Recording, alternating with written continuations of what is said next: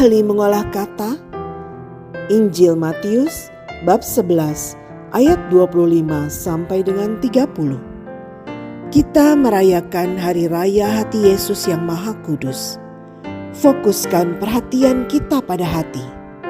Jika hati kita sedang tidak baik-baik saja, letih lesu dan berbeban berat, Yesus mengundang kita untuk datang dan belajar darinya. Yang menarik, Ia tidak berjanji akan mengajarkan kepada kita bagaimana bisa melepaskan beban, tapi sekedar berkata, "Belajarlah padaku, karena aku lemah lembut dan rendah hati, dan jiwamu akan mendapat ketenangan." Jaminan untuk bisa memperoleh ketenangan bukan keahlian Yesus dalam melepaskan beban dalam hati secara teoritis, melainkan status hatinya atau contoh hatinya, hati yang lembut dan rendah hati, yang akan mengajari kita.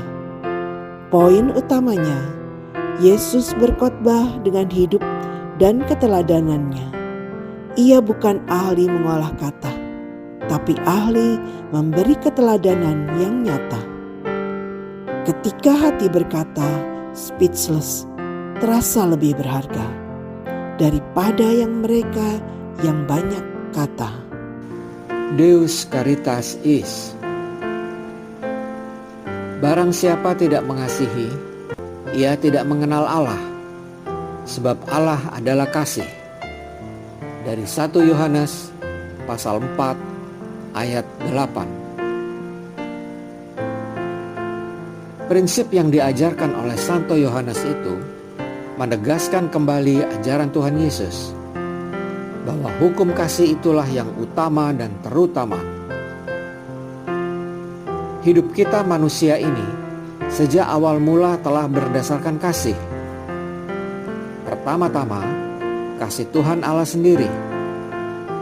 Yang kedua, kasih antara Bapa dan Ibu kita yang menjadi pengantara kita lahir di dunia, mengalami pengasuhan, perawatan, pendidikan, dan seterusnya.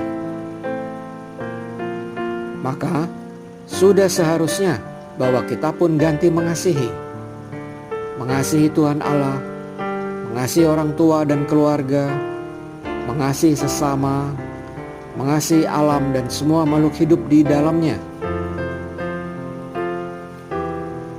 Omong kosong belaka jika kita berkata mengasihi Tuhan Allah, tetapi tidak mengasihi sesama, alam, dan semua makhluk. Kasih itu bukan kata-kata, tetapi perbuatan nyata. Teladan kita jelas, yaitu Tuhan Yesus sendiri. Hati kudusnya mengasihi semua manusia, termasuk orang berdosa, sampai Dia sendiri wafat menyerahkan nyawanya. Hati kudusnya kita rayakan pada hari Jumat setelah Minggu, hari raya tubuh dan darahnya. Marilah saya dan Anda menghentikan segala bentuk kebencian, caci maki, fitnah dan penistaan kepada sesama, diganti dengan perbuatan kasih. Sebab dengan berbuat kasih berarti kita mengenal Allah. Tuhan memberkati. Great orator, Matthew chapter 11 verses 25 until 30. We celebrate the solemnity of the most sacred heart of Jesus. Please focus our attention on the heart. If our hearts are not well, weary and heavy laden, Jesus invites us to come and learn from Him. What's interesting, He didn't promise to teach us how to let go of burdens, but simply said, "Learn from me, because I'm gentle and humble in heart, and your soul will find rest." The guarantee to be able to obtain peace is not Jesus' expertise in releasing burdens in the heart theoretically, but the status of his heart, or the example of his heart, a meek and humble heart that will teach us. The main point, Jesus preached with his life and presence.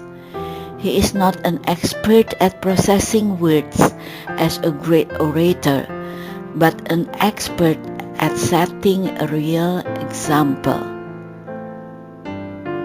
When the heart says, speechless feels more valuable than those who say a lot. 伟大的言说家，我们庆祝耶稣这圣心节，请把我们的注意力集中在心上。如果我们的心不舒服、疲倦和负担重，耶稣邀请我们来向他学习。有趣的是，他并没有答应教我们如何放下重担，只是说向我学习，因为我的心是温柔谦卑的，你的灵魂会得到安息。能够获得平安的保证，不是因为耶稣理论上释放心中负担的专长，而是他的心的状态或他的心的典范。温柔谦卑的心会教导我们。要点是，耶稣用耶稣的生命和同在传道，他不像伟大的言说家那样擅长处理文字，而是善于以身作则。当心说无余的感觉比那些说了很多话的人更有价值。